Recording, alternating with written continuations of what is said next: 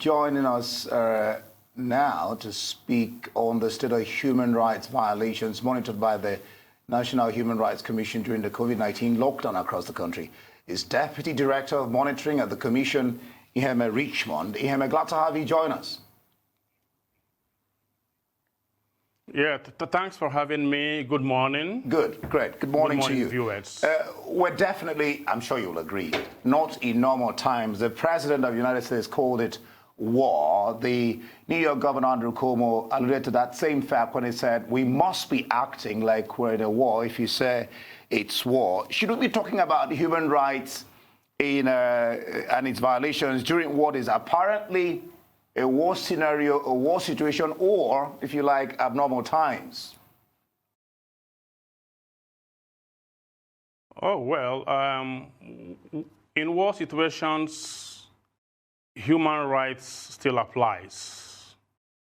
Even though there may be some state of emergency, as indeed there seems to be in Nigeria,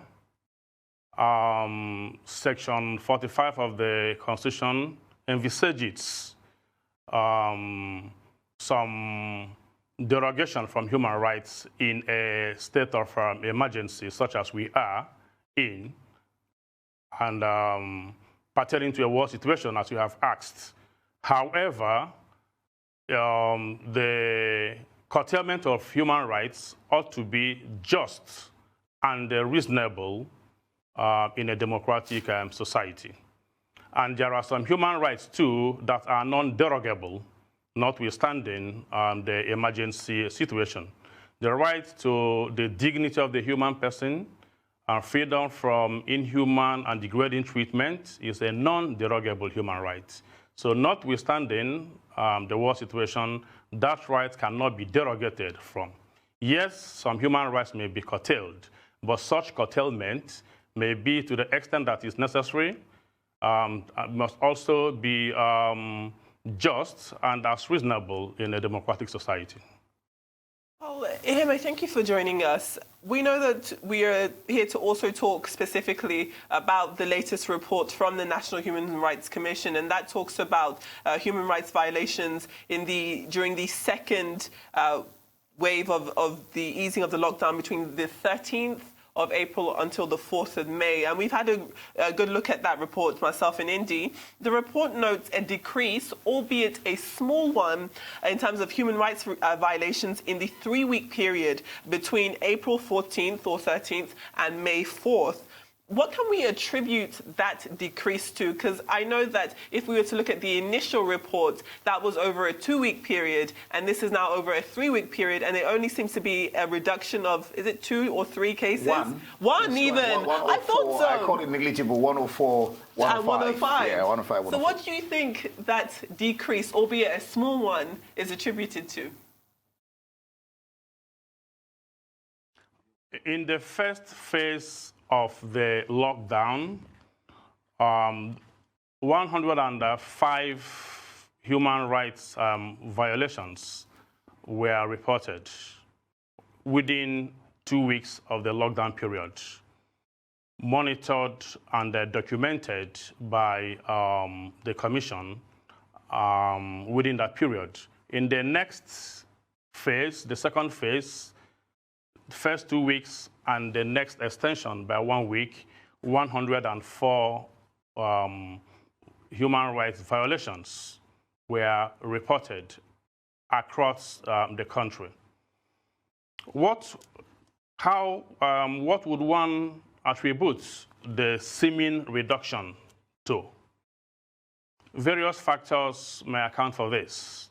You would recall that after release of the first report by the National Human Rights Commission, where extrajudicial killings mainly was reported against law enforcement agencies, besides other violations, there was so much public outcry, so much condemnation against such infractions, unlawful killings by security agencies who ought to indeed protect lives. there was so much condemnation that trailed the release of that first report. Following that, expectedly, the high command of the various security agencies had a responsibility to call their officers to order. And they seem to have done that, as was shown in their conduct during the second phase. So calling to order of the security agencies by their high command seems to have attributed to the seeming reduction in the violations recorded during the second phase, besides the condemnation that followed the release of the first phase of the reports. All right. Iheme, you've talked about what led to the improvement, but then let me follow up on how can the various agencies and even the government and the people indeed build on these improvements?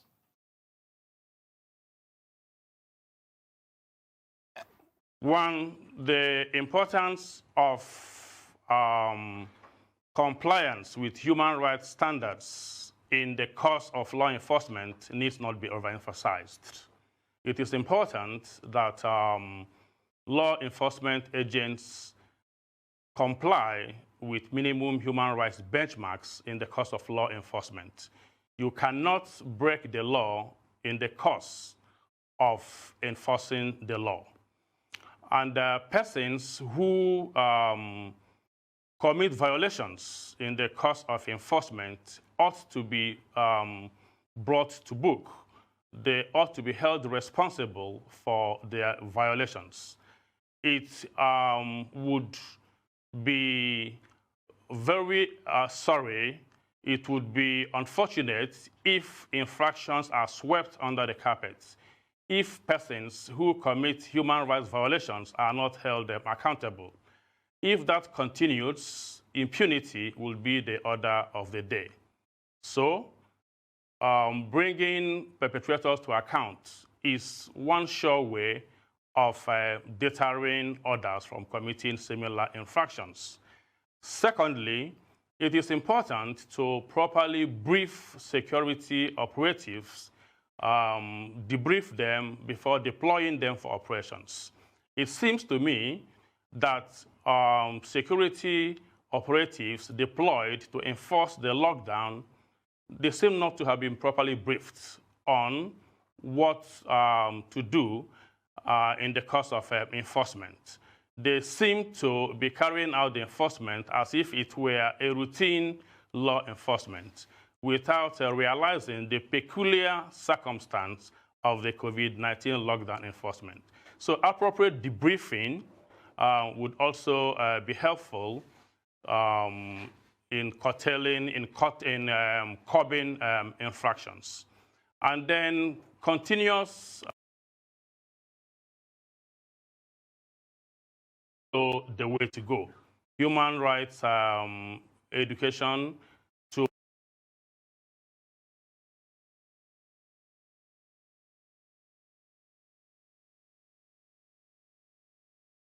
It looks like we are having a few technical difficulties. I'm not sure if Iheme can hear us. In the meantime, while we work on re-establishing our connection, I did think one poignant thing he mentioned was that you cannot break the law in the course of enforcing it.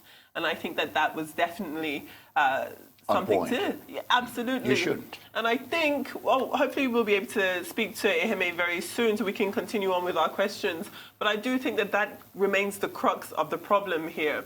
That if you have the power to enforce the law, you have to realize that you are not immune from the law itself. Yeah. And I think that there always seems to be some type of separation between police officers or security agents feeling as though they are above the law and their only reactions or relationship to the law is enforcing it with force on others. And I don't know how we can get to a point where... And that's why he talked about the fact of the briefing.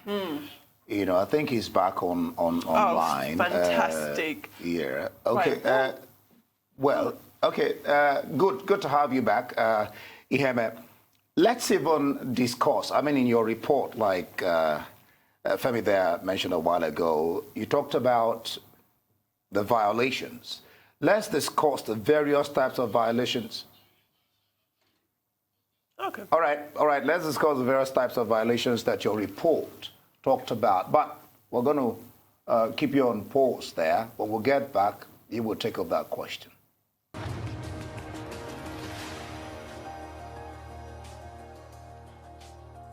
Just joining us, you're watching the morning show. We've been discussing with Deputy Director of Monitoring at the Commission, that is Human Rights Commission, National Human Rights Commission, Iheme Richmond. Iheme, glad to have you join us back again. And before the break, I did ask that we discuss the various types of violations that your report mentioned. You call them thematic.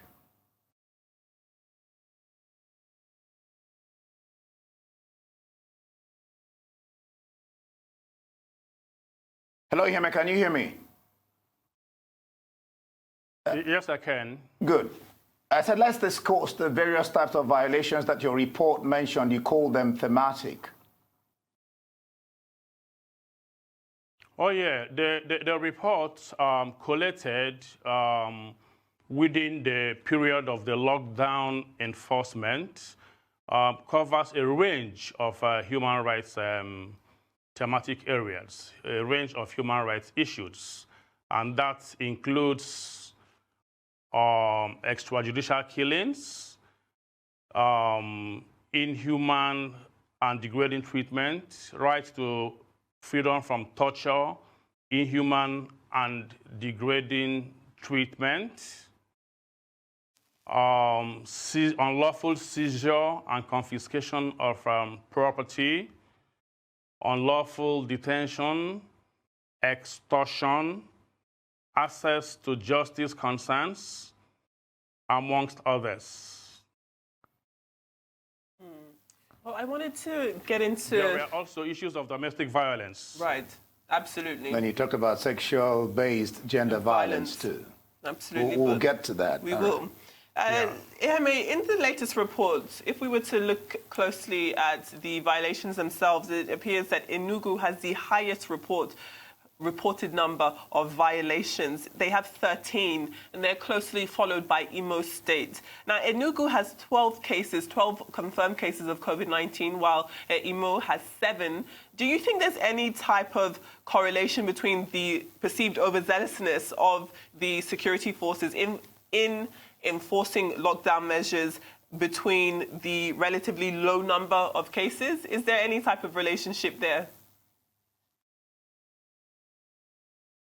Well, let it be noted that what the report reflects, the report shows documented cases of violations by the Commission.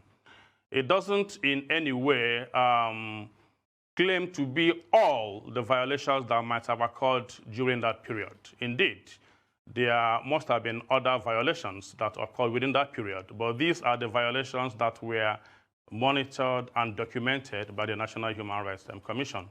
Recall particularly that when the initial report was released and 18 deaths were recorded as having occurred during that phase, Femi Falana, Senior Advocate of Nigeria, had drawn attention that there were 3 other deaths that had occurred too. And some other civil society organizations would also have recorded some violations in the course of enforcement of the lockdown. Okay, so it is notable that what the report reflects are the violations that were documented by the Commission and monitored. It may not be exhaustive of all the violations that had occurred within the period. And coming back to the data of Imo State and Enugu, yeah, it shows the pattern. It shows the pattern of the violations that had occurred in these places and indeed in other parts of the Federation. And you would see that the violation of the right to freedom from torture, inhuman and degrading treatment is quite high in those states. And that touches on excessive use of force by the security agencies, especially the police. Excessive use of force, not without due regard to the various guidelines and standards on use of force or use of arms and ammunition. issue of extortion, too, is also recorded and accounts for the number you find there. Extortion of persons in the course of the lockdown, either persons who are extorted in order to have access to the roads, or persons who were arrested and detained for flouting the lockdown guideline and extorted in the course of such arrest and detention. These are some of the pattern of violations that account for the numbers that you find in Enugu, Imo, as well as other places. All right, yeah, still talking about these patterns. When you break down these violations in weekly phases, a pattern seemed to have developed, and this is quite interesting, from 49 to 33 to 23. It's noteworthy. What informed this pattern or trend? It seemed to be going down. And do you then see this trend continuing? You know, may I also add this so you take it in one fell swoop? Among the states, some seem to have fared better than others. Is it that the people behaved better, the agencies handled the situations better, or the monitoring was more pronounced, or a combination of all? Well, I would say a combination of all. As to what may account for the reduction, seemingly weekly reduction in the recorded cases, you would observe that some law enforcement officers were held to account almost immediately by the high command. For instance, you recall the case of the woman that was being battered, that was being brutalized by the police in Osun State. Okay, recall that the police high command took action immediately, or almost immediately, to reprimand and, so to say, arrest the violator as we learned. Okay, so it appears that such prompt measures by the law enforcement and in one case to a commissioner of police was recalled. Okay, so such prompt measure by the law enforcement agencies, the high command of the law enforcement agencies, seem to have sent a warning signal to the operatives on the field that they were being watched. And it is possible that that may have accounted for the reduction. That's number one. Reporting two, unless these cases are reported, one may never know. Okay, so the level of reporting may also account for the seeming reduction over time.